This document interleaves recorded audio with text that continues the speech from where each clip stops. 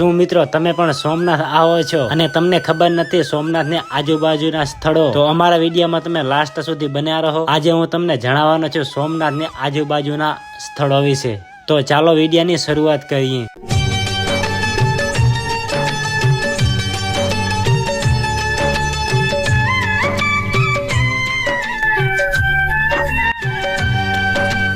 Number 1, Balganga. Balganga આ પવિત્ર સ્થાન સોમનાથ મુખ્ય મંદિર થી અંદાજે 2 કિલોમીટરના અંતરે આવેલું છે. આ સ્થાનનું નામ બાળગંગા એટલા માટે પડ્યું હતું કે હિન્દુ પૌરાણિક કથા અનુસાર જ્યારે જરા નામના પાઘરીએ ભૂલથી ભગવાન કૃષ્ણને હરણ સમજીને તેમના ચરણમાં તીર માર્યું હતું ત્યારે કૃષ્ણએ દેહ ત્યાગ કર્યો હતો. બાદમાં પછતાવો થતા અને દુઃખ અનુભવતા પાઘરીએ ભગવાન શિવની પૂજા માટે જળ ન મળતા તેણે જમીન પર બાણ એટલે કે તીર માર્યું હતું, જેનાથી ગંગામાં પ્રગટ થઈ હતી. આ ગંગા જળથી પાઘડીએ શિવલિંગનો જળ અભિષેક કર્યો હતો. આ જ કારણે આ પવિત્ર સ્થાનનું નામ બાળગંગા તરીકે ઓળખાય છે. બાળગંગાને બાણેશ્વર તરીકે પણ ઓળખવામાં આવે છે. બાળગંગામાં કુલ 5 શિવલિંગ આવેલા છે, જે સમુદ્ર પોતે આ શિવલિંગનું જળ અભિષેક કરે છે. મિત્રો તમે અહીંયા દર્શન કરવા આવો છો તો તમને શંખલા પણ જોવા મળે છે અને આ જગ્યા રોડ ટચ આવેલી છે. અને મિત્રો તમે અહીંયા આવો ત્યારે ખાસ ધ્યાન રાખો, કારણ કે તમારા પગ અહીંયા લપસી પણ શકે છે અને તમે અહીંયા પડી પણ શકો છો. તમે જ્યારે આવો ત્યારે તમે સાચવીને ચાલજો. નંબર 2, ભાલકા તીર્થ. ભગવાન કૃષ્ણ સોમનાથ મંદિર થી 4 કિલોમીટર દૂર હાલનું ભારકા તીર્થ જે જગ્યાએ છે, ત્યાં પીપળાના વૃક્ષ નીચે ભગવાન શ્રી કૃષ્ણ પગ પર પગ ચડાવી અને આરામ કરી રહ્યા હતા. તે સમયે સોમનાથ દરિયા કિનારા પરથી જે બાળગંગા તરીકે ઓળખાય છે, ત્યાંથી જડા નામના પારઘીએ ભગવાન શ્રી કૃષ્ણના પગમાં ચમકતા ચંદ્રને હરણ સમજી તીર છોડતા ભગવાન શ્રી કૃષ્ણના પગ વિધીને કપાળમાં ભોકાયું હતું. ભગવાન શ્રી કૃષ્ણને તીર વાગ્યા પછી સોમનાથ મંદિર નજીક ત્રિવેણી ઘાટ જવાની ઈચ્છા વ્યક્ત કરી હતી. તેથી ભગવાન શ્રી કૃષ્ણના મોટા ભાઈ બલરામજી તેમને ત્રિવેણી ઘાટ લઈ ગયા હતા, જ્યાં ભગવાન શ્રી કૃષ્ણએ બપોરના સમયે અંતિમ શ્વાસ લીધા હતા. તેથી તે સ્થળ ગોલોકધામ તરીકે ઓળખાય છે. ભગવાન શ્રી કૃષ્ણને જે જગ્યા પર રખાયા હતા તે જગ્યા પર ભગવાન શ્રી કૃષ્ણની ચરણ પાદુકા રાખવામાં આવેલી છે. શ્રદ્ધાળુઓ આ સ્થળે આવીને દર્શન બાદ શાંતિનો અનુભવ કરે છે. ભગવાન શ્રી કૃષ્ણ સોમનાથ મહાદેવના અનન્ય ભક્ત હતા. ભગવાન શ્રી કૃષ્ણ દ્વારકા રહેતા હતા, પરંતુ દ્વારકાથી પ્રથમ જ્યોતિર્લિંગ સોમનાથ મહાદેવ મંદિરે આવતા હતા. એમ પણ કહેવાય છે કે સોમનાથ મહાદેવ મંદિર અનેક વાર બંધાયું. તેમાં દ્રોપર યુગમાં ભગવાન શ્રી કૃષ્ણએ કાશનું સોમનાથ મંદિર બનાવ્યું હોવાનો પુરાણોમાં ઉલ્લેખ છે. શ્રી કૃષ્ણની અંતિમ સ્થિતિને ઉજવવા માટે દર વર્ષે વિષ્ણુ યાગ યજ્ઞ કરવામાં આવે છે. શંખનાથ અને શ્લોક ઉચ્ચારણ સાથે મધુર બાંસુરી વાદન કરીને શ્રી કૃષ્ણનો ભાવપૂર્ણ પૂજન કરવામાં આવે છે. ભગવાન શ્રી કૃષ્ણના ગોલોકધામ ગયા બાદ તેમના મોટા ભાઈ બલરામ પણ નાગ સ્વરૂપે થોડે દૂરથી જ દર મારફતે પાતાળ લોક ગયા હોવાની લોકવાયકા છે. સોમનાથ પાસે ભાલકા તીર્થ, ગોલોકધામ અને બલરામજીનું એક જગ્યા પર મંદિર આવેલું છે, જ્યાંથી બલરામજી પાતાળ લોક ગયા હતા, જ્યાં 5 વર્ષ જૂની ગુફા પણ અહીંયા આવેલી છે. શ્રી કૃષ્ણ અંતિમ લીલા સ્થળ એવા ગોલોકધામ તીર્થમાં ચૈત્રી એકમનો દિવસ શ્રી કૃષ્ણ નિધામ ગમન તરીકે ઉજવાય છે. નંબર 3, સૂર્ય મંદિર 5 પાંડવ ગુફા. સૂર્ય મંદિર અને 5 પાંડવ ગુફા એ ગુજરાતના પ્રખ્યાત યાત્રાધામ સોમનાથ પ્રભાસ પાટણમાં ત્રિવેણી સંગમ ઘાટ નજીક આવેલા 2 અત્યંત પૌરાણિક અને પવિત્ર ઐતિહાસિક સ્થળો છે. આ બંને સ્થળો બિલકુલ એકબીજાની નજીક છે.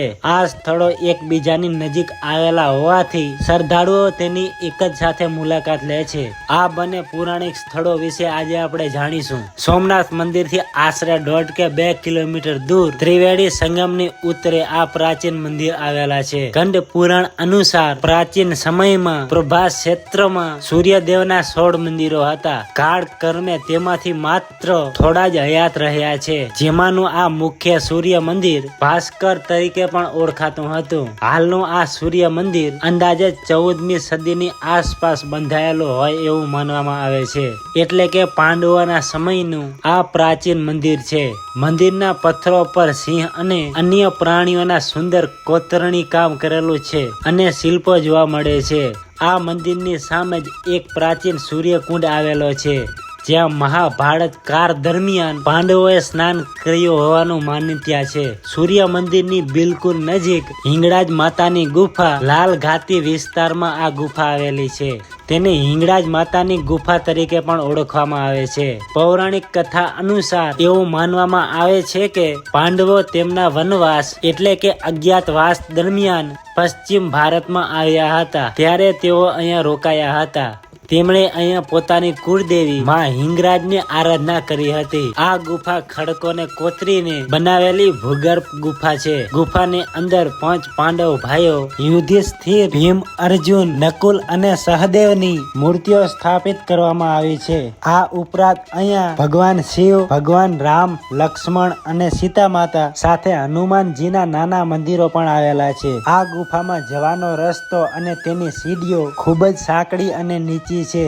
મુખ્ય વયના વ્યક્તિઓએ આ ગુફાની અંદર જવા માટે રસ્તો સાવ સાંકડો છે, એટલે તમે જ્યારે પણ આ ગુફાની અંદર જાઓ ત્યારે ધ્યાન રાખીને ચાલવું જરૂરી છે, કારણ કે આ ગુફાની અંદર જવા વાળા વ્યક્તિ એક જ જઈ શકે છે કાં તો એક આવી શકે છે.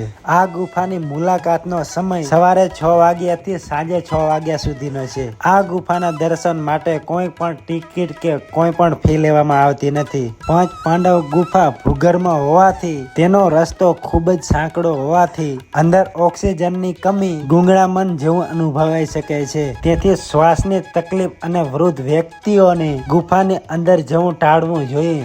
નંબર 4, ત્રિવેણી સંગમ. સોમનાથ મંદિરથી દક્ષિણ દિશા તરફ 1.5 કિલોમીટરના અંતરે અને ભાલકા તીર્થથી 3 કિલોમીટર દૂર ત્રિવેણી સંગમ એ સોમનાથમાં આવેલું એક પવિત્ર સ્થળ છે. ત્રિવેણી સંગમનો ઉલ્લેખ મહાભારતમાં પણ જોવા મળે છે. ઉત્તરમાંથી હિરણ, પૂર્વમાંથી કપિલા અને ગિરનાર તરફથી આવતી સરસ્વતી નદીનું મિલન સોમનાથ નજીક થાય છે, જેથી તેને ત્રિવેણી સંગમ તરીકે પણ ઓળખવામાં આવે છે. અહીંથી જ આ ત્રણેય નદીઓ ભેગી થઈને અરબી સમુદ્રમાં સમાઈ જાય છે. એક વાયકા મુજબ ભગવાન શ્રી કૃષ્ણ દ્વારકામાંથી તેમની લીલા સંકેલીને પ્રભાત તીર્થ ક્ષેત્રમાં ભાલકા તીર્થમાં આવ્યા હતા. અહીંથી ભગવાન શ્રી કૃષ્ણએ તેમની લીલા સંકેલી પરલોક ધામ ગમન કર્યું હતું. તે પહેલા દ્વારકા સહિત તેમના તમામ યાદવ કુળનું પિંડદાન અને શ્રાદ્ધ વિધિ ભગવાન શ્રી કૃષ્ણ દ્વારા ત્રિવેણી સંગમ ઘાટ પર કરવામાં આવી હોવાથી સનાતન ધર્મ વાયકા છે. આ પરંપરા આજે પણ જળવાયેલી છે. ત્રિવેણી સંગમ સ્થળ પિતૃ શ્રાદ્ધ માટે ઉત્તમ માનવામાં આવે છે. અહીં મહાભારતના સમય દરમિયાન યાદવો અને પાંડવો સ્નાન કરીને પવિત્ર થયાનો ઉલ્લેખ પણ મહાભારત સાથે જોડાયેલો છે. સનાતન ધર્મના ગ્રંથોમાં ઉલ્લેખ થતા યાદવોનો સામૂહિક વિનાશ પણ આ સ્થળે જ થયો હતો. ત્રિવેણી સંગમ નદીના નામ સોમનાથ 3 નદીઓ હિરણ, કપિલા અને સરસ્વતીનું મિલન સ્થળ છે અને પછી અરબી સમુદ્રમાં ભરી જાય છે. નદીઓના આ તબક્કા જ્યાં તેઓ મળે છે અને પછી સમુદ્રમાં વહે છે, તે માનવ જન્મ, જીવન અને મૃત્યુનું પ્રતીક છે. ત્રિવેણી સંગમ હિન્દુ પૌરાણિક કથાઓ અને પુરાણોમાં મહત્વપૂર્ણ સ્થળ ધરાવે છે અને હિન્દુ મહાકાવ્ય રામાયણ અને મહાભારતમાં પણ તેનો ઉલ્લેખ જોવા મળે છે. એવું માનવામાં આવે છે કે ત્રિવેણી સંગમમાં સ્નાન કરવાથી બધા પાપોનો નાશ થાય છે, ભગવાન સાથે વિલીન થઈને મોક્ષ મળે છે. પાણીના અછતના કારણે એક નાનો બંધ બનાવવામાં આવે છે, જે આ નદીના કિનારાને બાળમાસી બનાવે છે. સંગમ બિંદુ સુધી નાવડીની સવારી કરવાની પણ તક મળે છે. ત્રિવેણી સંગમ સોમનાથ મંદિરના પાર્કિંગ થી દક્ષિણ દિશા તરફ માત્ર 500 મીટર દૂર આવેલું છે અને વહેલી સવારથી સાંજ સુધી ખુલ્લું રહે છે. પર્યાવરણની સુરક્ષા માટે ત્રિવેણી સંગમની અંદર પૂજા સામગ્રી, નારિયેલ, ફૂલો વગેરે વસ્તુઓ પધરાવવા ઉપર પ્રતિબંધ મૂકવામાં આવેલો છે. સ્નાનમાં મદદ કરવા માટે ઘણા ઘાટ અને કપડાં બદલવા માટે રૂમ પણ બનાવવામાં આવેલા છે. નંબર 5, ગોલોકધામ. આ જગ્યાને શ્રી ગોલોકધામ તીર્થ તરીકે ઓળખવામાં આવે છે.